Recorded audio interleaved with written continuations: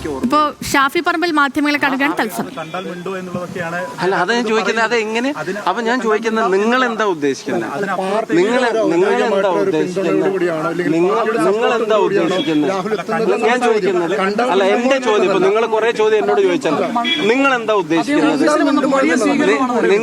നിങ്ങൾ എന്താ ഉദ്ദേശിക്കുന്നത്? പിന്നെ ഇനി ഒരാളും മിണ്ടാൻ പാടില്ല, ഇനി ഒരാളും അടുത്ത് പോകാൻ പാടില്ല എന്നാണോ നിങ്ങൾ ഉദ്ദേശിക്കുന്നത്? അപ്പൊ അതിനുള്ള മറുപടി ഞാൻ പറഞ്ഞു. ആ ചോദ്യത്തിന്റെ മറുപടി KPC പ്രസിഡന്റ് പറഞ്ഞു കഴിഞ്ഞതാണ്.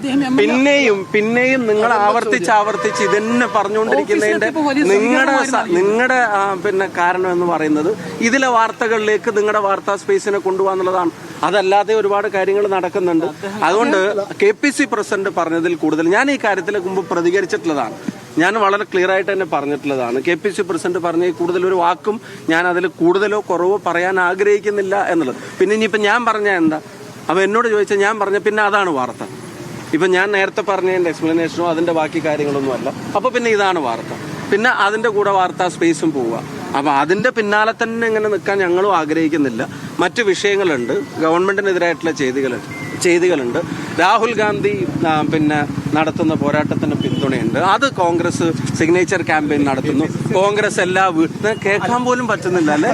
കോൺഗ്രസ് എല്ലാ വീടുകളിലേക്കും അതുമായിട്ട് എത്തുന്നുണ്ട്. രാഹുൽ ഗാന്ധി ഒരു പക്ഷേ പിന്നെ ഈ ഓടിച്ചോരിയുമായിട്ട് ബന്ധപ്പെട്ട് കേരളത്തിലേക്ക് എത്തിയേക്കാമെന്നുൾപ്പെടെയുള്ള തീരുമാനങ്ങൾ നേതൃത്വം എടുക്കാൻ പോകുന്നുണ്ട്. അപ്പം ഞങ്ങളുടെ അജണ്ടകൾ ക്ലിയറാണ്.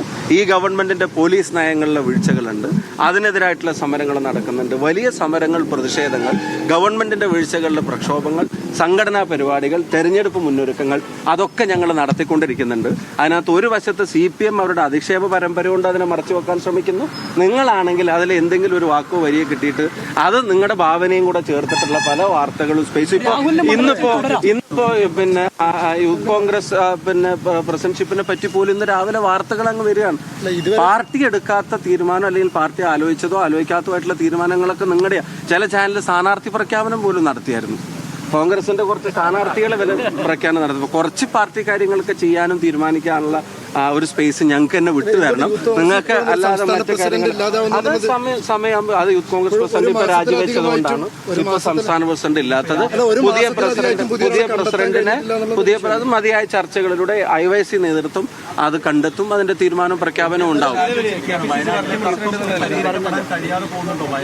പാലക്കാട് എത്തിയ ഷാഫി പറമ്പിൽ മാധ്യമങ്ങളെ കാണുകയായിരുന്നു. സുരേഷ് ബാബുവിന്റേത് വ്യക്തിഹത്യയാണ്, തനിക്കെതിരെ നടത്തിയത് ആക്ഷേപമല്ലാത്ത അധിക്ഷേപമാണ് എന്ന് പറയുന്നു.